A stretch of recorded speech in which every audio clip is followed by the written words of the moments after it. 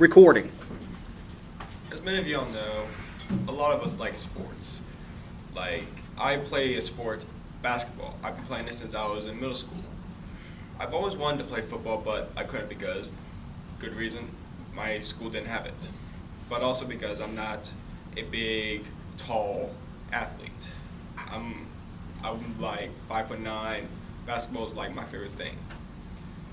But the also reason why I didn't do football, is because there's a lot of body-to-body contact, and it can really mess up your body in the long-term future. In the NFL, there has been a reported, I want you guys to guess in your head how many reported concussions have happened this past season. I'll give you a second. If you guessed over 200, you are right. There has been a reported 281 concussion protocols that have happened in the NFL. And to put that in comparison with basketball, in the NBA, there has been a reported less than 15 players. I don't know about you, but that's a really big difference. 281 over 15. And that's the most you've ever seen in the past 5 seasons of the NFL. This shows how much body-to-body contact, abuse to the head, abuse to the arms, legs, everything. In the NBA, there's a slight, you can only see one slight injury in the NBA, and that's just a aggravated knee when it happens during a knee-to-knee contact, and you can usually sit out for 1 or 2 games. In the NFL, the most common injury is a concussion, or maybe just an aggravated leg. There's been some notable injuries due to these. There's been some notable stars that have happened with injuries that had to end their season with an injury. I'll give you some names.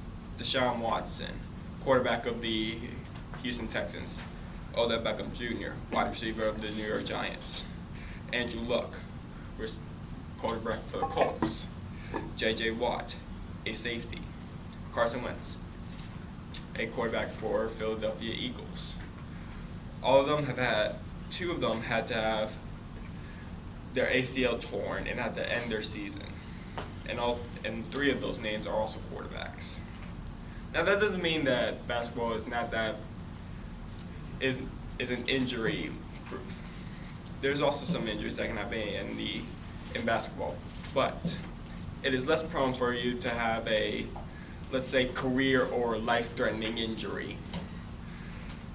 So, for example, I want to also give some names of some NBA players who have also had to end their season with an injury. Kristaps Porzingis, DeMarcus Cousins, Kyrie Irving, Gordon Hayward, Isaiah Thomas. And also, all these people, they can recover really quickly and really safely and can be able to play for their next season.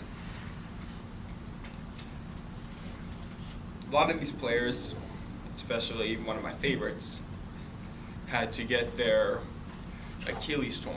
One of my favorite players of all time, Kobe Bryant, he had to end one of his seasons with a very, very torn up Achilles tendon, which is a 9-month procedure to recover. But you can recover quickly if you really wanted to. But in football, it can cause long-term damage to your brain, to your body, and to yourself. For an example, in the movie Concussion, Will Smith was Dr. Bennett Amul. He has discovered a body in his workshop that of former Steelers center and Hall of Famer Mike Webster. He discovered to look at his brain and see how bad it has started to turn out when he started football and after he died. He did research on his brain. And when he does research, he realized, hey, football killed this man because Mike Webster, as you know, most of y'all, no, not, I don't think most of y'all, but he loved the sport of football. He's been playing it his whole life. But over the fact that he has been getting pounded and pounded and pounded, especially at his position, the center, that's where the person gets the most body contact. And you're lucky to be the quarterback because you don't get a lot of contact. You only get like sacks. But Mike Webster, he was a center.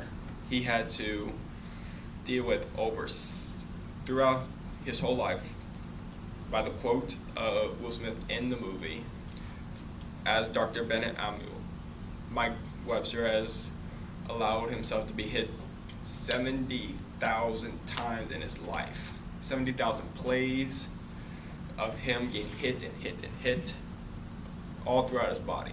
And that is one of the reasons why Mike Webster probably died.